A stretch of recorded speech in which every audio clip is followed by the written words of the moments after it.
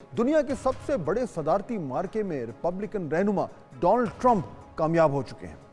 Trump America के 47वें सदर की हैसियत से हल्फ उठाएंगे जनवरी में। ये दूसरी बार है कि उन्होंने अपने मद्दे मुकाबिल किसी खातून सदारती उम्मीदवार को शिकस्त दी है।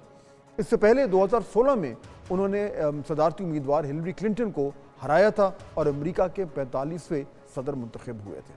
बड़ा मुकाबला था, बड़ी उम्मीदें थी। पोलिंग डे तक जो पोल सामने आ रहे थे उनमें दोनों सदारती उम्मीदवारों में काफ़ी क्लोज मार्जिन था और अमेरिका के सियासी जो माहिरीन है वो कैमला हैरिस की जीत की पेशनगोई कुछ हद तक करना शुरू हो चुके थे। अमेरिकन मीडिया में भी कैमला हैरिस काफ़ी मकबूल दिखाई दे रही थी। एक तरफ अमेरिकी मीडिया था तो दूसरी तरफ इलॉन मस्क का एक्स सोशल मीडिया ने डोनाल्ड ट्रंप की जीत में भी काफ़ी हद तक अहम किरदार अदा किया है। डेमोक्रेट्स की सारी तदबीरें जो हैं वो बेकार गई, किसी दवा ने कोई काम नहीं किया और डोनाल्ड ट्रंप जो है वो जीत गए। अमेरिका में सदर बनने के लिए नाज़रीन 270 इलेक्टोरल वोट्स दरकार होते हैं। डोनाल्ड ट्रंप को 279 इलेक्टोरल वोट मिल चुके हैं और कैमला हैरिस जो हैं वो अब तक 2224 वोट हासिल कर चुकी हैं, यानी कि ये किसी भी तरीके से क्लोज इलेक्शन साबित नहीं हुआ। सदारती इंतखाबात के लिए अहम समझे जाने वाली जो स्विंग रियासतें थीं, उन्हें बैटल ग्राउंड स्टेट्स भी कहते हैं, उसमें विस्कॉन्सिन ने कामयाबी के बाद डोनाल्ड ट्रंप ने जो मैजिक फिगर होता है 270 का वो क्रॉस किया और बाकायदा तौर पर इलेक्शन जीत गए। इससे पहले ट्रंप नॉर्थ कैरोलिना और जॉर्जिया भी जीत चुके थे। पेंसिल्वेनिया एक ऐसी स्टेट समझी जाती है जिसके बारे में कहा जाता है कि जो उम्मीदवार यहाँ से जीतता है वो अमेरिकी सदर बनने में उसके इम्कानात जो हैं वो बहुत ज़्यादा बढ़ जाते हैं। ट्रंप यहाँ से भी जीत गए। जीत के बाद उन्होंने खिताब में अमेरिका के अवाम का शुक्रिया अदा किया। नाज़रीन, इस बार डोनाल्ड ट्रंप जो हैं वो बहुत ही एम्पावर्ड प्रेसिडेंट होकर जो है वो सामने आएंगे, क्योंकि उसकी चंद एक वजूहात हैं। जब पिछली बारी वो सदर बने थे, हिलरी क्लिंटन को हराया था, तो जो पॉपुलर वोट है वो हिलरी ने जीता था और इलेक्टोरल कॉलेजेस जो हैं वो डोनाल्ड ट्रंप ने लिए थे और बहुत अरसे तक ये बात होती रही कि पॉपुलर वोट वो नहीं जीत सके थे।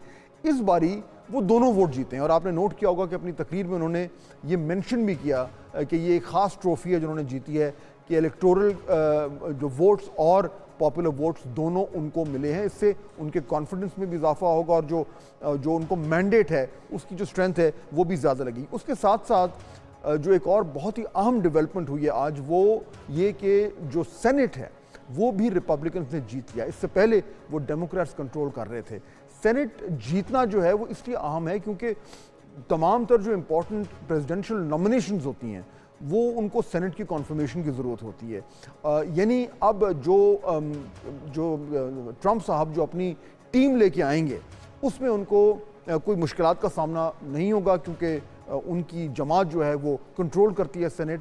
तो तमाम तो जो नॉमिनेशंस हैं वो बासानी पास हो जाएंगी और जो नज़रियाती किस्म के लोग जिनको वो लाना चाहेंगे वो भी अब बाआसानी जो है उनकी टीम का हिस्सा बन सकेंगे। उसके अलावा जो कांग्रेस है, जो कि बहुत ही यानी कि one of the most powerful parliaments जो है, और ख़ास तौर पर इसलिए क्योंकि बजट वो कंट्रोल करते हैं, वो अभी तक उसका जो हतमी फैसला है वो नहीं हुआ। लेकिन अगर रिपब्लिकन्स ने कांग्रेस भी कंट्रोल कर ली और वहाँ पे मेजॉरिटी ले ली तो उसके बाद ये क्लियर हो जाएगा कि जो 3 सेंटर्स ऑफ पावर हैं अमेरिका में, वाइट हाउस, सेनेट और कांग्रेस, वो तीनों रिपब्लिकन डोमिनेटेड अगर हो गए तो ट्रंप साहब का जो एक बाइख्तियार होने का जो सबूत है उसके बाद और किसी चीज़ की ज़रूरत होगी नहीं।